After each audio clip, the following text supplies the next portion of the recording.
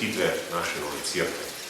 Želim vam, da bi to čudovito svetišče ne bilo le kraj srečevanja, ampak prostor, kjer lahko vsak vstopi v intimen odnos z novorojenim in sodeluje pri gradnji našega živega župnijskega občestva.